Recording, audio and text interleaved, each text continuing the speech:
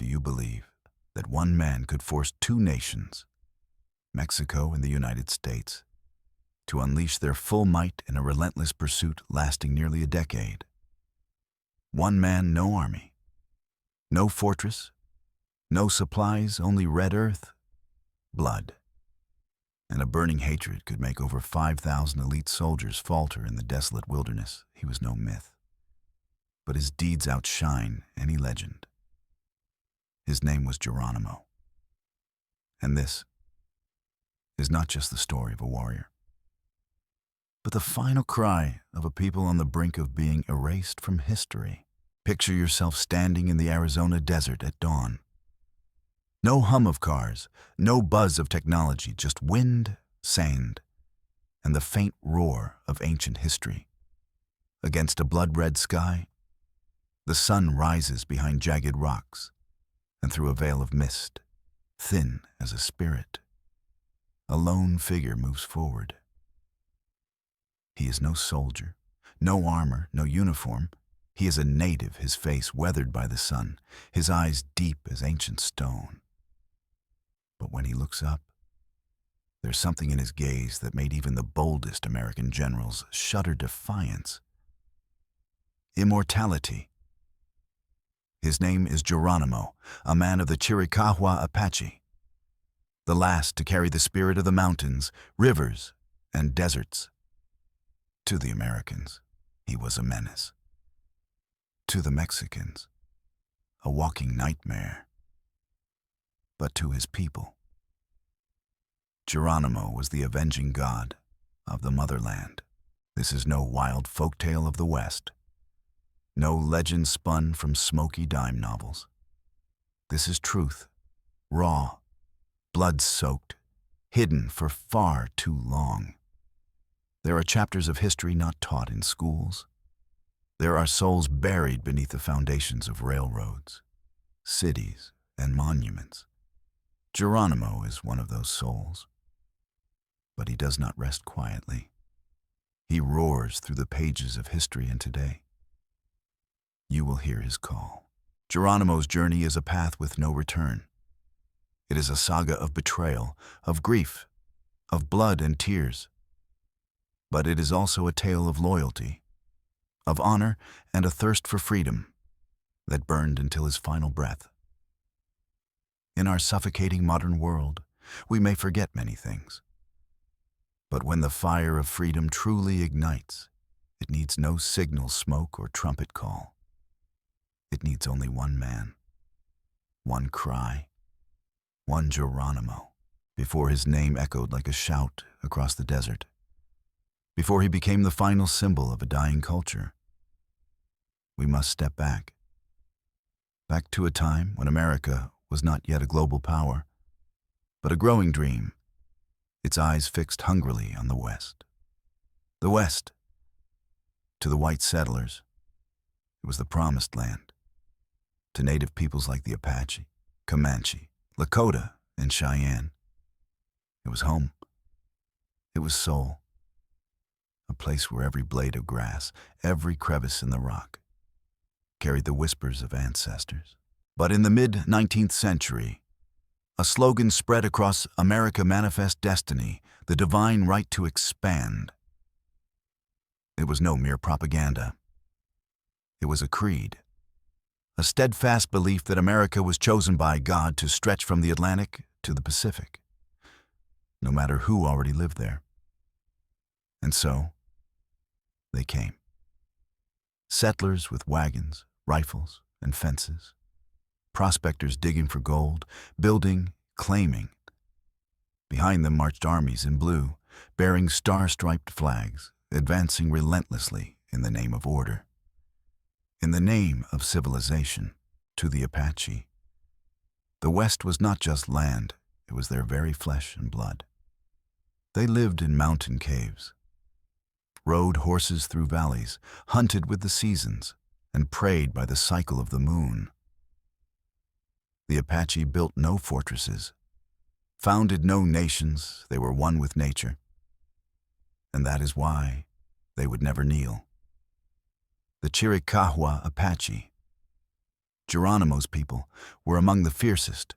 Small in number, only a few hundred to a few thousand, they knew the land like the lines of their hands. To them, the Sierra Madre was not an obstacle, but a stronghold. The desert, a death trap to white men, was the cradle that raised them. But no matter their courage, a single tribe could hardly stand against two nations. From the south, Mexico had waged war on the Apache since the 1830s, branding them bandits. From the north, the U.S. Army grew ever stronger, building forts and forcing natives into alien, barren reservations. These reservations, the white man called them Indian reservations. The Apache called them living graves. From a people free under the open sky, they were herded onto desolate patches of land, no water, no food, no ancestral spirits. Elders died with unclosed eyes. Children perished before they could ride. And amid this agony, one man rose, not for victory, not for vengeance, but to declare we are still alive, and no one has the right to bury us while we still breathe. That man was Geronimo. And so, amid the winds sweeping through Arizona's pines, in the silent footsteps of the night, a warrior stepped from a rocky cave, carrying not just rage, but the last hope of his people. If you've ever lost someone dear, you know that pain can break a person. But if you lost everything, mother, wife, and young children in a single blood-soaked afternoon, then a man can become something else entirely. Geronimo was born Goyakla I, who yawns in the Apache tongue. He did not grow up in war. He was not raised to be a warrior. As a young man, Goyakla was quiet, fond of hunting, capable of laughter and love, like any other in the Chiricahua tribe. Then he married a beautiful woman, Alope, whom he called the only sunlight that warmed the rainy days in my heart. They had 3 children, a family, a hope, a fragment of peace in a world changing too fast. In the summer of 1850, Goyakla, barely past 20, left his village with a few warriors to trade at a Mexican market. None knew it would be the last time he saw his family alive. When they returned, the village was ash. His mother, a blind elder who lived for her grandchildren's laughter, lay slashed open. Alope, his gentle wife, clung to their youngest child, both broken beyond recognition. Mexican soldiers left only footprints, cannon shells, and a blood-drenched earth, no warning. No reason. They say Geronimo did not weep. He did not scream. He did not beg. He sat, smeared ash on his face, and buried his entire family with his bare hands.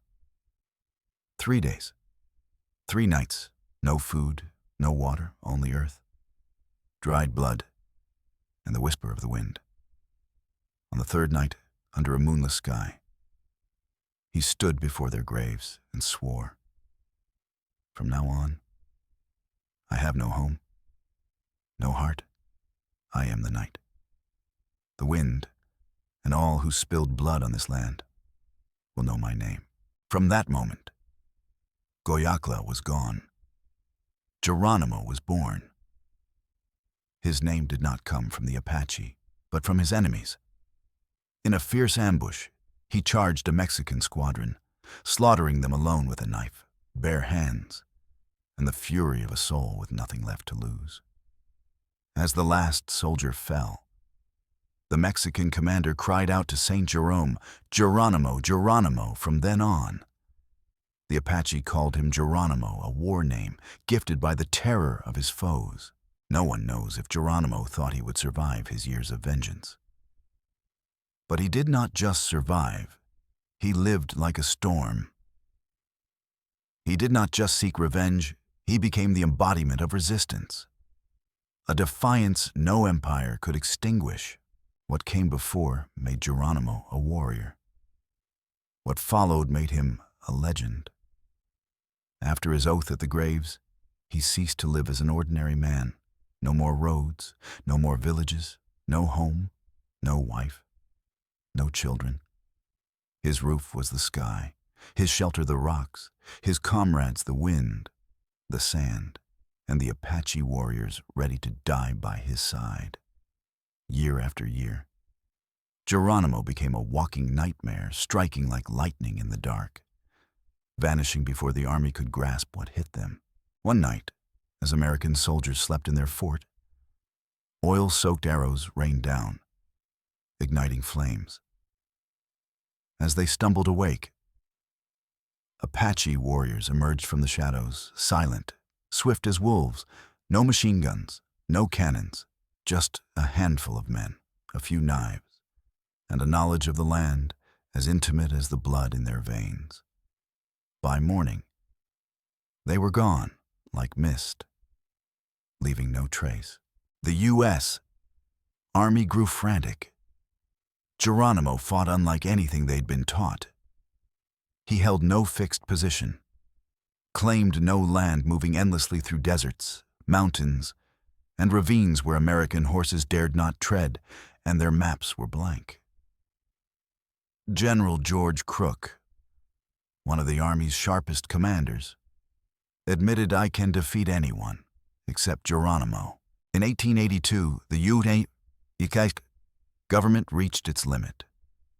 They mobilized over 5,000 troops, cavalry, artillery, native scouts, even Mexican soldiers united across borders to hunt one man and a few dozen Apache warriors. Absurd, yet they did it. And for 4 years, they failed. Geronimo and his band covered 70, 90 miles a day, without rest, without campfires, without hoofprints. They crossed the Sierra Madre, ventured where no one dared, surviving on roots, insects, and the blood of wild game. Through those years, Geronimo's name spread across the West. No one knew where he was, but all feared him. In New Mexico, mothers warned their children, "Sleep, or Geronimo will come for you in the night." Army officers jumped at the sight of hoofprints. Yet Geronimo did not kill for killing's sake. He spared civilians, avoided innocent villages. His targets were those who invaded his ancestral lands, burned villages, violated his people, and laughed over Apache corpses. No one thought he could survive the first winter. Yet he did. Then the second, the third, the fourth. 4 years as a hunted beast, but he was never caught. And when they thought him invincible, his heart began to tire. He saw his warriors fall to hunger. He heard the faint breaths of Apache children, without milk or fire in the freezing nights. He felt the weight of every elderly woman trudging behind, their steps like spirits not yet freed.